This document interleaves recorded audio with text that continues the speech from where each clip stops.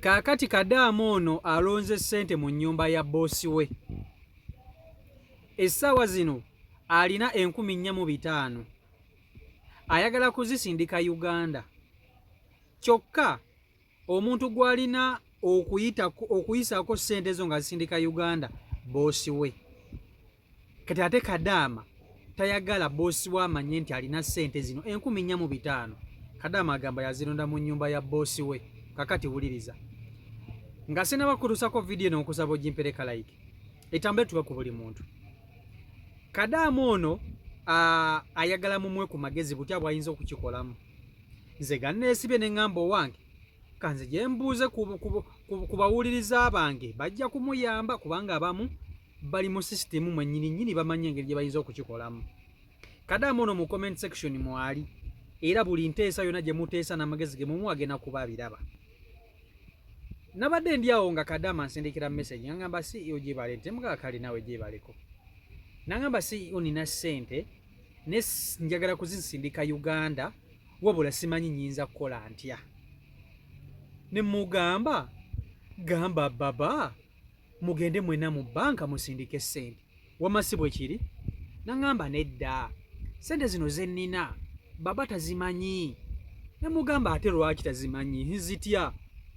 Nangamba CEO laba ssente zino nzize nzironda mu nnyumba ya boosi wange. Olumu nga nsobola okusanga akapapula ak'ekikumi nga kali awo ne nkalonda. Olumu ne nsanga 5 ne mbironda. Olumu ne nsanga 2 ne mbironda. Kati bwentyo bwe nzize nkuŋŋaanya ssente zino. Era boosi wange talina kyamanyi ku ssente zino. Essente ze maze nga nkuŋŋaanya essaawa zino mpezezza 4,5 ze 4,500 ezaali yaali zaalina 4,200 4,500 bw'oba obazeebazeemu giba emyezi ndowooza nga 5 oba 6 egy'omusaala. Kadaama ono zaalina boosi we tazimanyi ye bw'agamba. Namubuuziza ne mugamba watya nga bulijjo bakukema, nga bulijjo bakukema balabe oba osobola okubba. Nangamba si ssente zino maze nazo kati akabanga ngenda kuweza kati mwezi, naye ssente zino njazigala zisindika Uganda naye simanyi ngeri gye ngenda zisindikamu. Zinamugambe kyalina okukola ekintu kimu asigale na ssente ze, kubanga bw'aba alina ssente ezo 4,500 alina kuzisindika ng'ayita ku baba. Baba n'amuyambako okusindika ssente naye ate engeri baba gy'atamanyi nti Kadaama ono alina ssente nnyingi bwe zityo. Ssente azisigaze azikukulire, azisigaze azikukulire.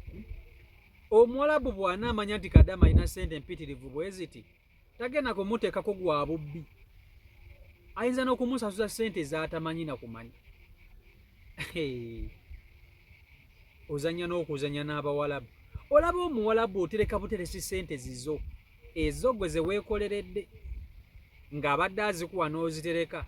Atuuka ekiseera n'akubbisa. Kati Kadaama agamba nti ssente zino abaana b'ewaka balabeka ye babadde bazisuulasuula, nga baba bazizanyisa ne bazisuula ye ng'alonda, baba bazizanyisa ye ne bazisuula ye ng'alonda. Kati ye buli w'alonda ali ku eri ennono. Once goods are sold are not returnable. Ye genda mu nsawo ye tefuluma, si fala, si munenya era sijja kumunenya. Talina nsobi, talina musango, naye bwe bamukwata ensobi ajja kuba nayo. Kakati nze kye musabira kiri ekintu eki, Mukama amuyambe ssente ezo azisigaze. Naye njagala okubabuuza ezo ssente alina engeri gy'ayinza ne bannange. Naye anyway mumwe ku magezi kubanga abasinga obungi muli Saudi Arabia. Embeera bweti mwali mugiyiseemukko. Temusobola kuŋŋamba nti muli kuno nga tekuli muntu atabiranko na ssente nga za baba oba atalonanko ssente n'azisigaza. Era mwoli nkimanyi abamu batya, naye nkimanyi mulimu abamu abalimu nga ssente eza baba yali azironzeeko ate n'atazizzaayo. Kati gwe wakikola otya bannange? Kadaama ayagala kuzisindika ssente Uganda naye talina ngeri. Nze namugambye olina kuyita ku baba, olina kuyita ku baba olina kuyita ku baba, tewali ngeri ndala. Ate baba ye bw'abanga akuwa emitwalo 9 omugamba otya nti ate nina 4,500 akuwa emitwalo 9 gy'osindika buli mwezi, ne bw'aba akuwa emyezi 2 oluvannyuma lw'emyezi 2 akusasula kakadde kamu emitwalo nga 8 emiliyoni 4 mu 5,000 emiliyoni 4 mu emitwalo 5 osobola kuzijja wa bannange? Akola atya? Naye bannange nze mbabuulire si kaakadaama, mulimu ekintu mu butuufu ekikukemekkereza. Mu butuufu n'olabira ddala ng'ekintu kikukemakema kikutadde ku kisenge. Tewali kintu kisinga kuteeka ku bunkengi na kukema nga ssente. Ate naddala nga ssente ozisanze bazisudde. Va ku zino ssente ez'osanga baba alina waazitereka, ezo tokwatako kubanga obwo buba bubbi.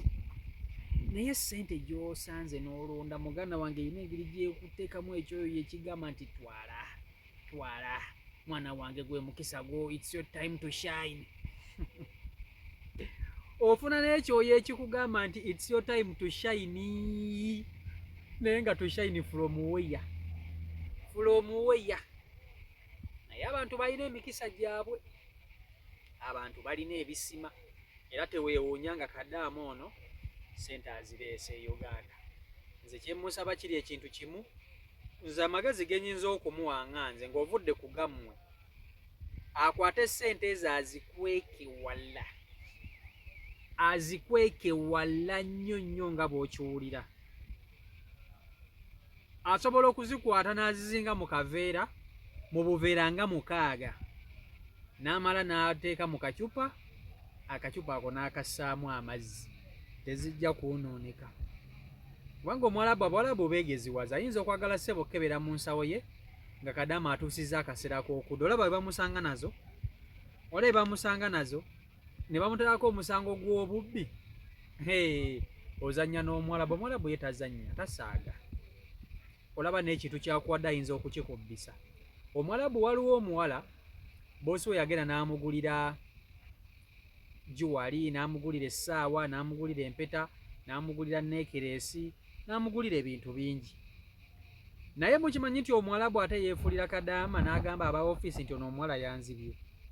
Kyokka ng'ebintu byagamba nti baamubbye kennyininyini yabiwadde Kadaama. Era Kadaama baamaliriza, aba ofiisi bamuyise nga bagamba agenda kusasula oba si ekyo bagenda kumutikka bamuzzi. Abawarabu abamu balina emitima emibi, naye ono teyabbye, yalonze. Era omuntu alonze bagamba alonze taba mubbi, kyerondera taba mubbi. So kakati byebyo biri ku sayidi eyo. Simanyi Kadaama ono kiki kye mumugamba, naye nga alina ssente yayagala kuzisindika Uganda, naye talina tigamwesibye. Oba waliwo omuntu ayinza ozimusindikira oba simanyi.